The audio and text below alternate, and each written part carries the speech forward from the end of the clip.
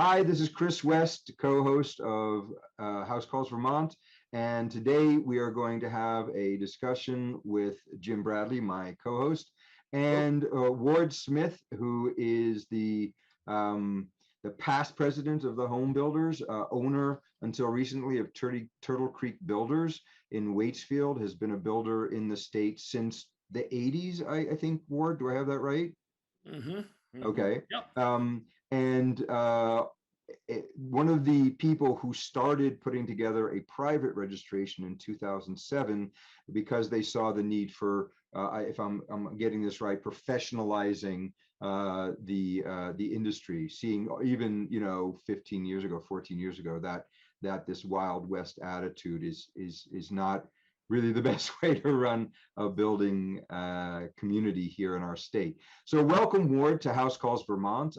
Thank you so much for taking time out of your schedule as you're preparing to move out of the country to South America. And thanks for joining us. Oh, I'm awfully glad you invited me. This is very near and dear to my heart, and something that has been, as you said, it's been going on since seems like the turn of the century, one way or another. So, this really began early on with the Secretary of State.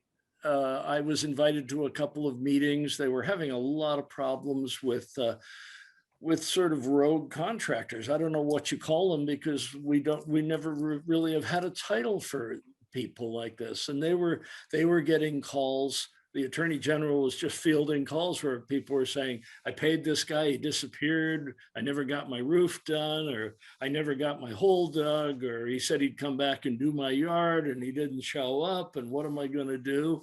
And altogether, very often the answer is you're going to go fix it and pay somebody else to finish it. And I mean, think about this, how long ago this was, 15 longer years ago. Yeah. And that was coupled with the fact that there was not a list of all the builders in the state of Vermont. Very simply, Efficiency Vermont had a list. The Secretary of State had a list. The Home Builders Association had a list of its members, but there was no comprehensive list of simply who was out on the street offering their services as a contractor. Therefore, it made it nearly impossible for anybody who was called into either an enforcement situation or a litigation situation to even understand who is this guy. I personally was involved in some cases where I got called in and they said, well, I don't know, he had a green truck. I can't remember his name. And this is a true story. And I said, well, geez. I know that guy, the guy with the green truck that's rich. Yeah. And they called me back a month later and said, well, my son found his green truck in Waterbury, and on his porch, he could see our grill that disappeared. And she said, what should I do? And I said, well, call the state police. I don't know. Yeah, for the grill. Anyway, so, we faced a lot of this, and it falls on the homeowner. These guys are fat, dumb, and happy, and on to some cases to the next state. And Sure. So that combined with the direction of the board of directors of the Vermont Home Builders at the time, asked me if I would put together a committee to begin to study this. And that's what we did. I got some great people. I decided keep the committee small, keep it specialized with people. We got an insurance agent, we got a lawyer, we got a remodeler, and I was a home builder. We had a couple of other specialty tradespeople, and it was a committee of about 7 people. And we actually put a tremendous amount of time into this. We spent a lot of meeting time and research, each on our own independently, as we divvied up the workload. And I have to say, I don't remember all the numbers now, but at the time, it seems to me there were only 7 states in the nation that did not have some form of either licensure, which was nothing we were ever talking about, or simply some form of a registry. New Hampshire, just before us, had implemented a registry. I spent a lot of time talking to the folks over there. I talked all over the country. Maine also implemented a registry about that point, and had huge problems with it because the bill was passed and it became effective in 2 months from the date of passage. They didn't even have the form for the builders to fill out to register. At one point, every builder in Maine was illegal. So there's a lot of stuff that scared us and made us tread carefully on how we started to assemble this. So we came back simply with, this was run privately. It was going to be run as an adjunct of the home builders, but not a part of the home builders. We didn't want to scare people. In no way were we trying to, if you want to be part of this, you have to belong to the home builders. We wanted something that everybody in Vermont could wrap themselves around, that was not a huge weight. The registration fee was fairly minimal. It had an insurance requirement. It had a couple of other areas that you were required to do, and it required that you use a written contract. At that time, we had no guidelines for the contract, but just simply put the damn thing in writing so that we know, or you know, or your customer knows. What a weird concept, right? What you're buying and selling. And I've always used the expression with my customers, I want you to know what I'm selling to you. I want to know what I'm selling to you as well, though. And let's get it on the table and get it in writing now. So that otherwise, this is just a bomb waiting to explode. And often exploding. So we worked on that for close to 2 years, writing that program. We actually had a full certificate. We had a number of forms. We did this discussing it with the officials at the state level, but not with their direct involvement, though they were 100% behind it. People, I think, generally thought it was just a good idea and not an onerous event. And I don't remember the exact fee we had structured, but it was something like $60 for every year or two, something along those lines. So we started off, and we actually got I think we were up to, oh, and let me just tell you one other part of this is, it also required an education component.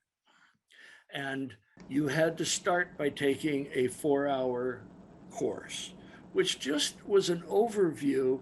And our goal of that course was to maybe have somebody say, wow, I didn't know I was supposed to do that, or I didn't know that's available. So we talked about state programs, about Efficiency Vermont programs.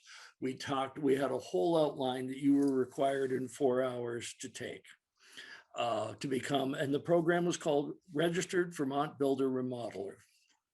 And you got and you applied, and we had a screening process on the application, whereby if you weren't accepted, you got a letter back saying you have accomplished everything you need to be part of this, except this one thing, or except these two things.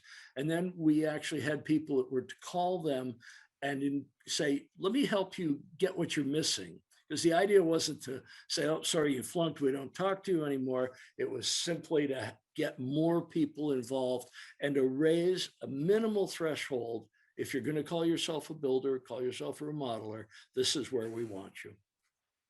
So that was the program. We launched it. We sort of ran out of the gate. We got 27 member companies, and this was at a company level, not an individual level. Right. And we ran smack into 2008. The economy collapsed, housing collapsed horridly. And the home builders was shaken by it. Our membership dropped. An awful lot of good people that I know from that time period didn't live through it business-wise. So the whole momentum was lost on it. And so that's sort of where that program was incepted and where it was carried through to. And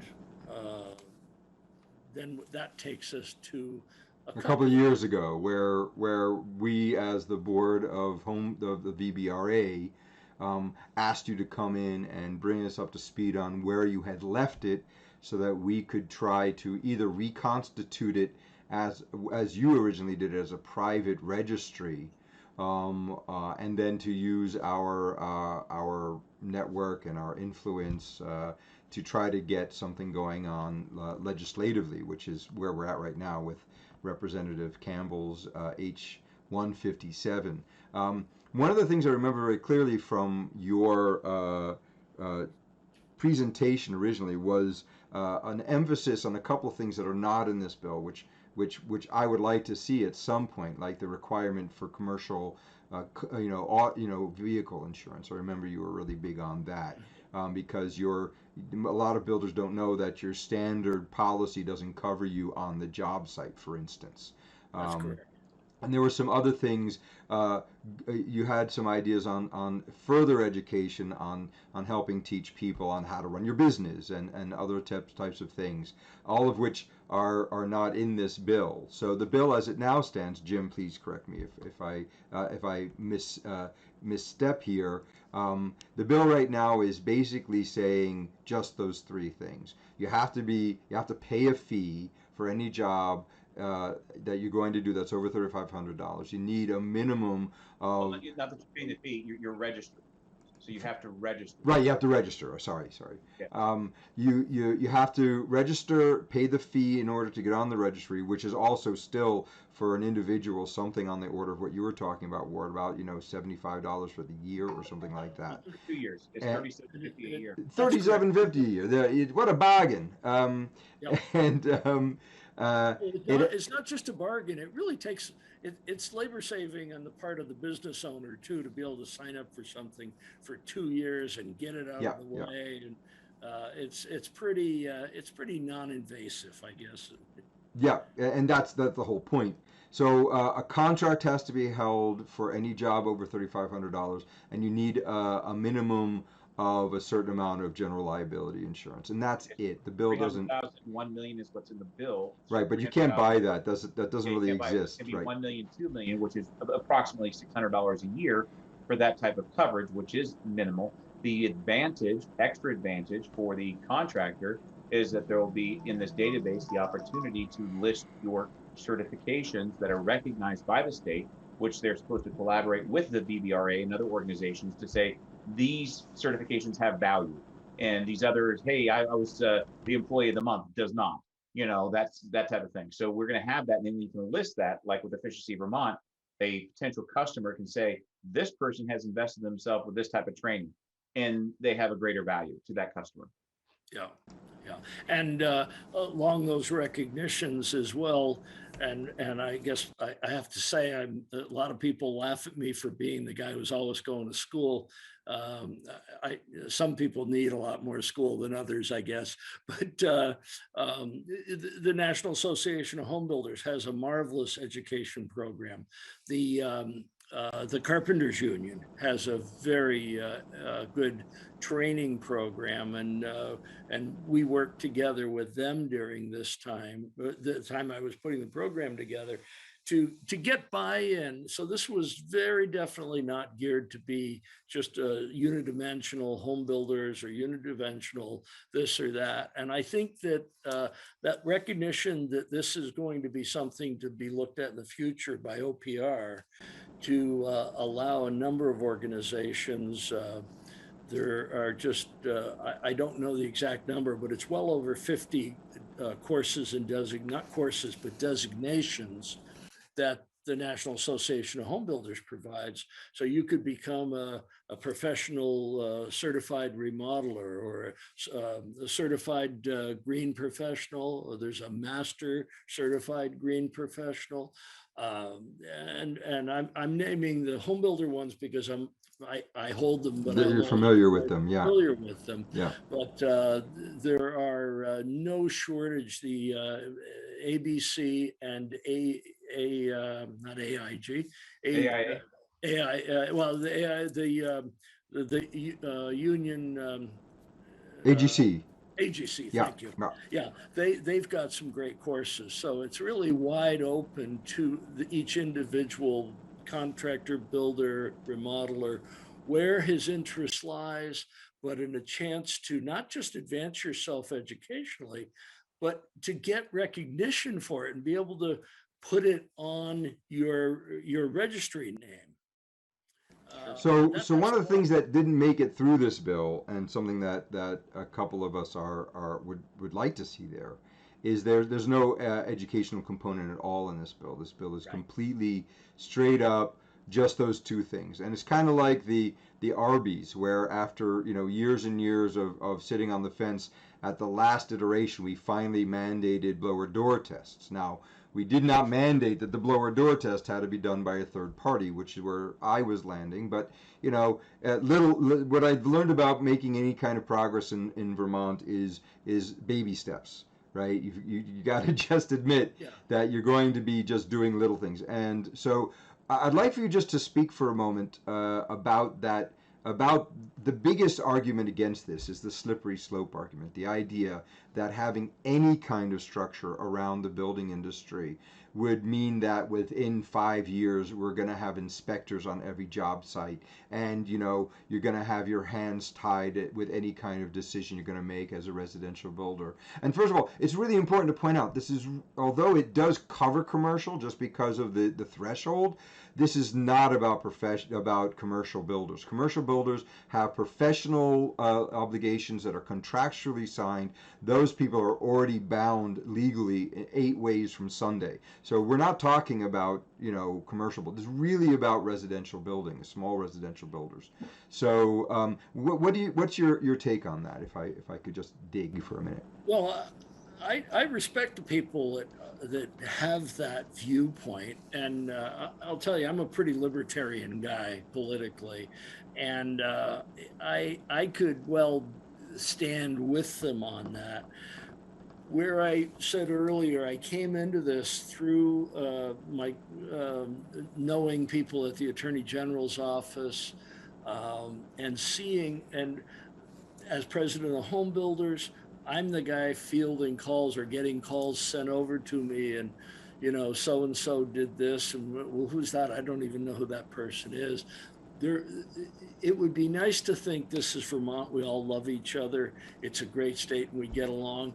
And I think by a big amount, that's why we're here, right? That's absolutely. I just described Vermont, except not everybody.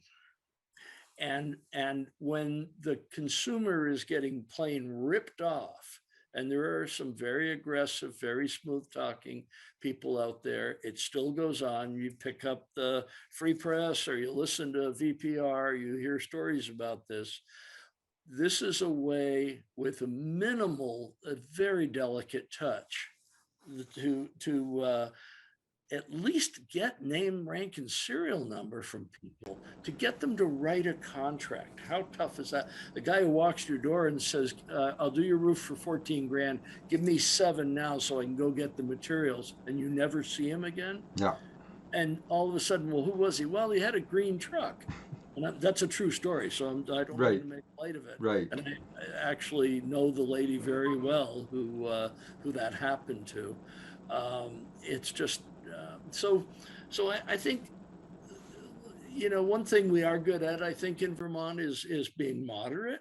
We listen to each other, and we, I'm trying hard to balance my own views against not against, in alignment with some people that feel this is a slippery slope. I guess my next thought on that would be to say, you know, you need to be involved politically. If you're a business owner, you need to be involved politically. And if you think you can just be your business and not be involved in anything and everything will go. So I encourage people to, you know, keep your eyes out. If you don't like what's going to, and you think something's going to change, be looking for that change and voice your opinion. You could also join organizations like the Home Builders or the ABC, where you have support. But if you choose to do that individually, that's fine. But you have to keep your eyes on the wheel and know what's coming down the road. So you know, I just don't see. First off, and I say this as a guy that grew up in Connecticut, okay, where there was 5 inspectors in every town, and I'll tell you, one of the things that happens down there, a building permit in the southern states, you're paying $5,000, $12,000 for, depends what the size of the house, and up here we're very minimal. We're very minimal because we're not paying for a large municipal staff to do inspections and do that. And we have a system that works reasonably well. It's somewhat of an honor system with builders and clients.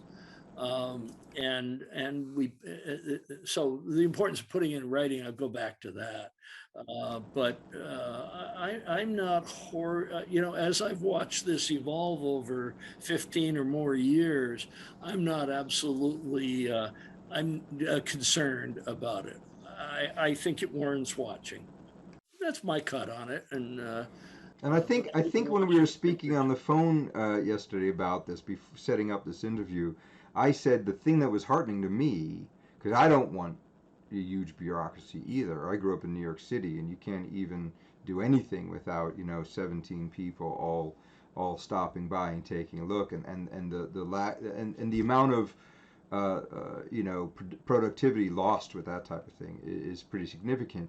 But what I have been hearing when I'm in the you know, doing testimony or testifying for in front of the House and the Senate people who are moving this bill and looking at it, is that they're as worried about that as I am.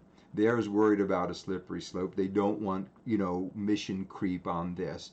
And so they're all, the people who are actually crafting and discussing this are also looking out for that. I'm hopeful that that will help stop the perceived inevitable movement towards full licensure. Yeah, I agree with that, and I guess I've had, as I've also testified over the years, feel that same way.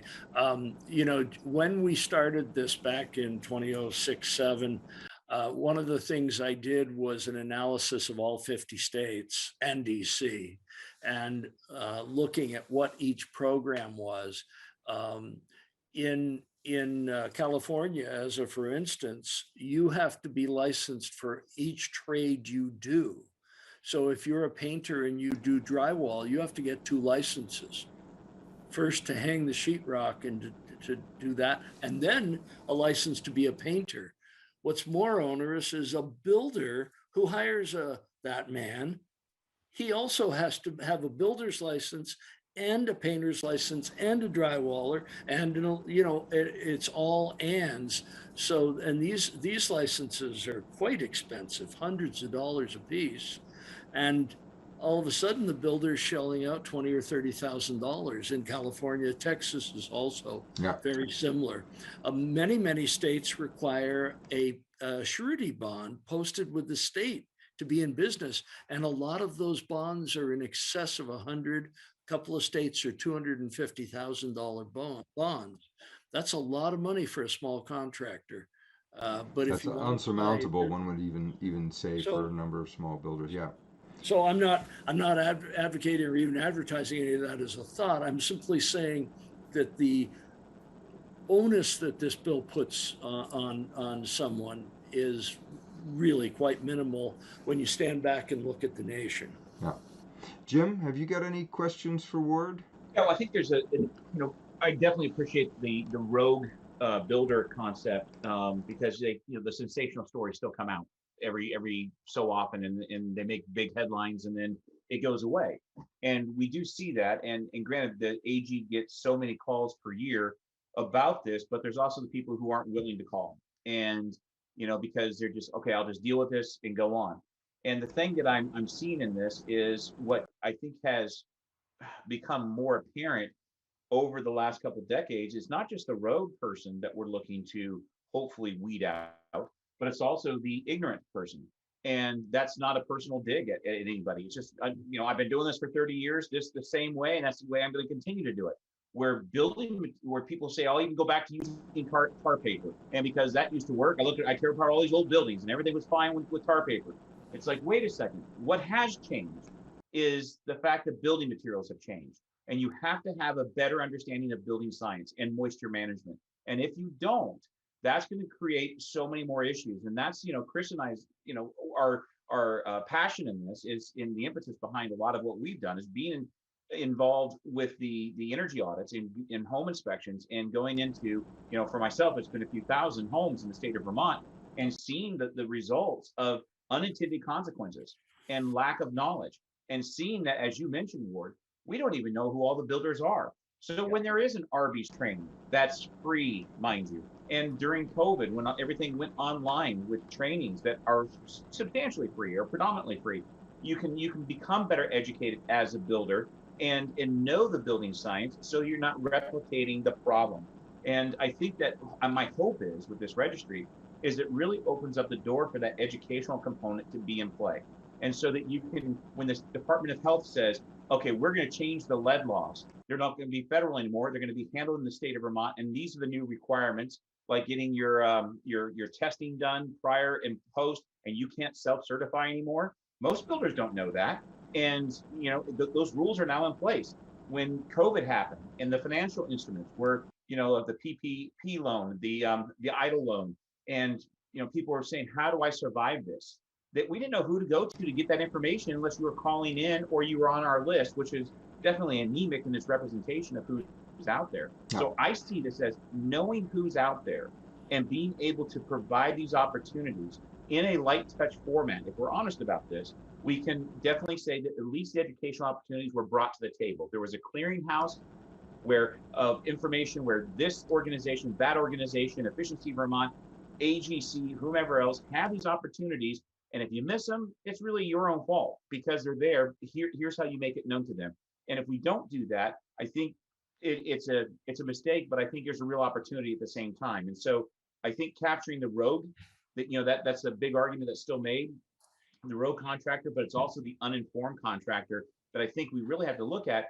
And the thing that has been so amazing to me, Ward, and I know you're involved with this as well, is they're talking about trying to make these climate change initiatives, these goals that we keep setting. But to quote Dave Keefe in 2020 at the Better Buildings by Design conference, he said, "I want you to know that the goals we set for some of these efficiency models and everything else for that we get to by 2020, we are right on track at the current rate to get there in the next 150 years." Yeah, right. I thought that was 30-20. Did I get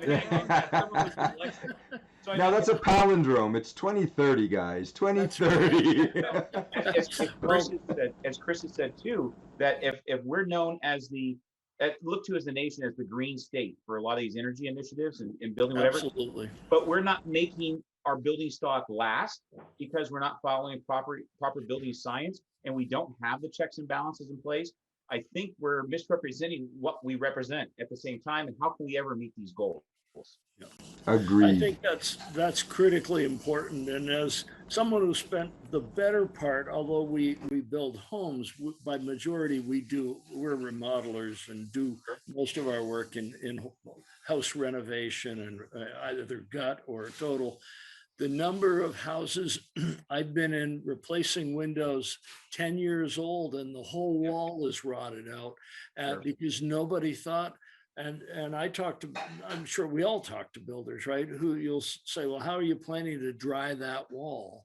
They have no idea what that means. Dry that wall. Well, what does that mean? So, well, when you build a wall, are you drying it inward? Or are you drying it outward? What's your plan for the design of that wall? Well, as you said earlier, Jim, I love these guys who say, well, I do it this way because my father taught me, but my grandfather taught him, and those houses are great, but we don't build those houses anymore. No. I rented a house when I first came to Vermont, and I remember, I remember two things: going to bed at night, waking up in the morning, and my half cup of coffee was frozen in the cup. Oh my. And also on a windy day, I'd watch dust bunnies roll out from under the bed from the breeze through the floor joists. Self-cleaning. We don't want that. Self-cleaning. I heated that house, Sure. Today we can build houses, and we know how to build houses with no heating system done properly and done conscientiously.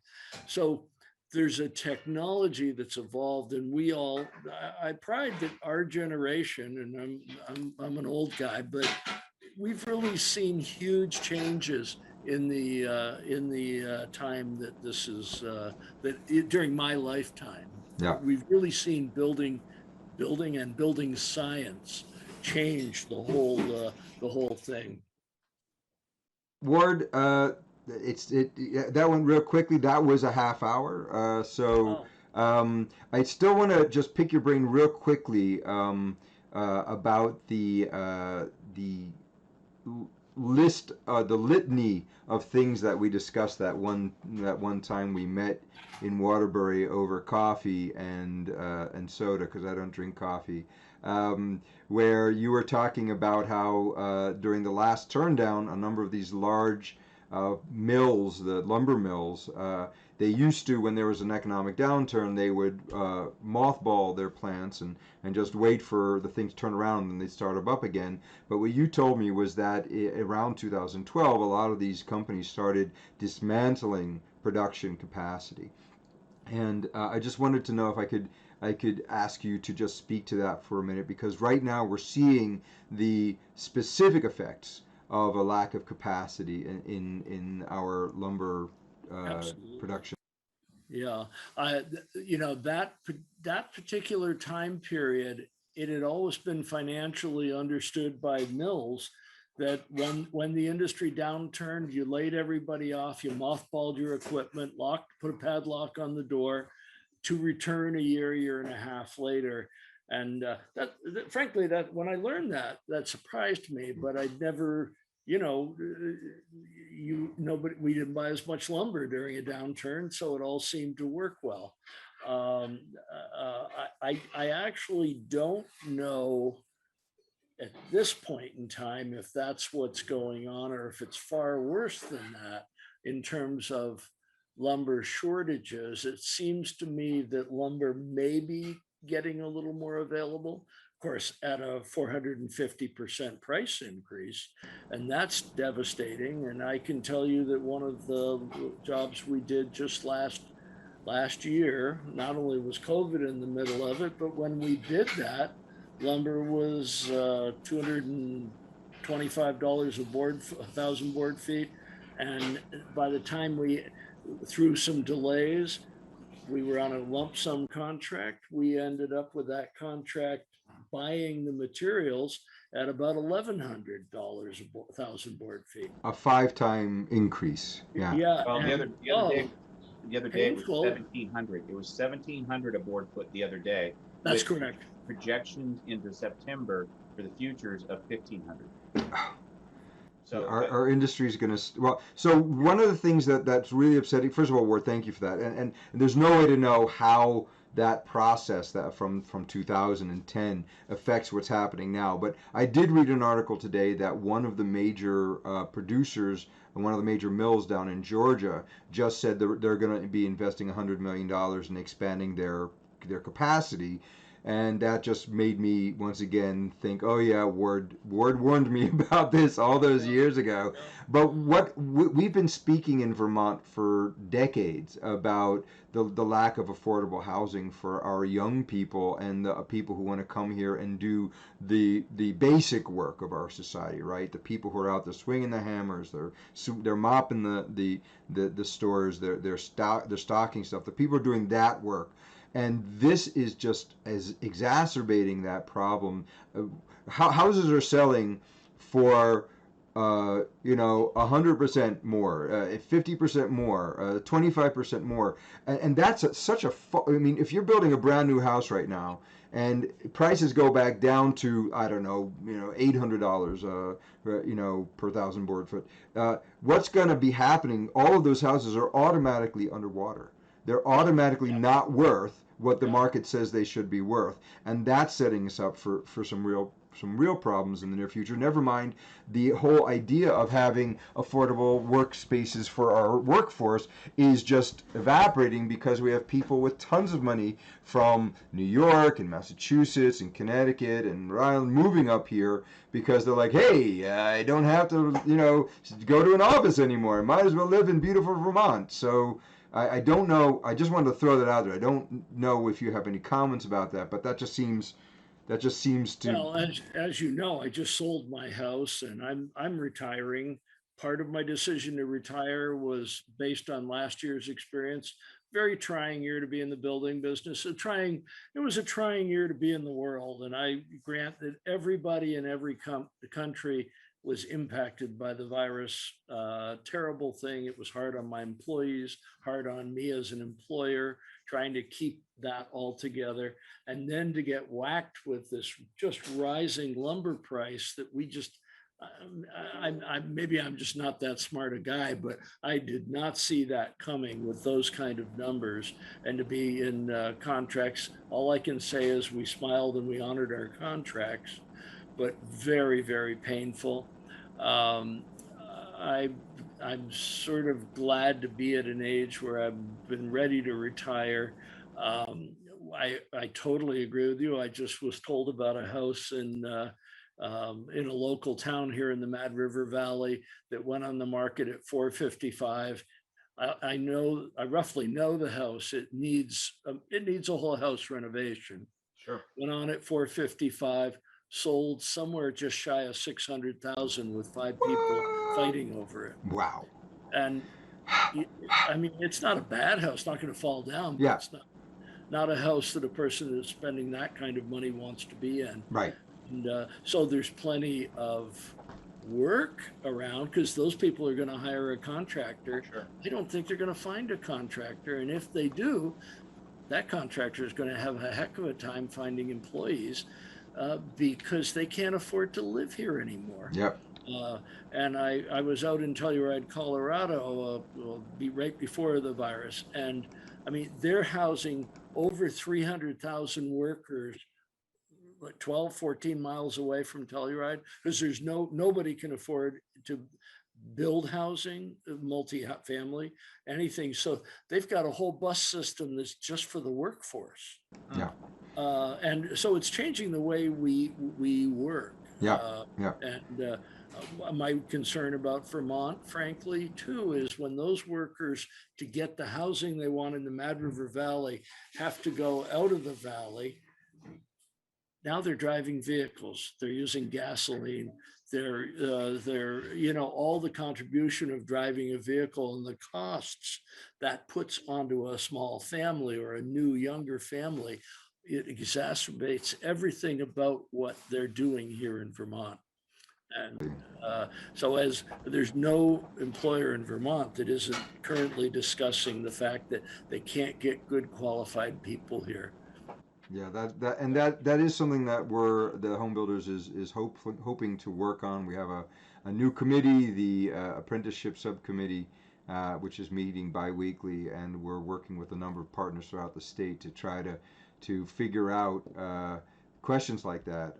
They're not easy questions, and they're perennial questions, right? These are questions. I remember having a meeting not so long ago with you were there with 7 people who are all of your age who said, "Oh yeah, I remember being in a room with you in 1985 and talking about this exact same thing, and Yeah. we're still So, here." not to correct you or to point anything out, Chris, but you just said this, we're working on making a list of those questions. Where are the answers? Well, yeah, of course. You understand what I mean. We have to frame it, and Exactly. we've got to make lists and draw Yeah. circles and make Yeah. arrows pointing You, at you things. got to start Yeah, somewhere. you No, do. I understand that. Well, Um, Ward, that's about all the time we have for today. But thank you so much for taking the Certainly. time, and thank Nancy. I can hear her in the background, for having the time to speak with us before you have this amazing journey to South America. And I'm very much looking forward to having you on again from your new Absolutely. abode in Ecuador, and hear more of your thoughts about various ideas. Thank you very much. Really been a pleasure to see you all and work with you. Okay, well, give Nancy my best, and we'll talk soon. Okay, thank you. Bye. Sure. Bye.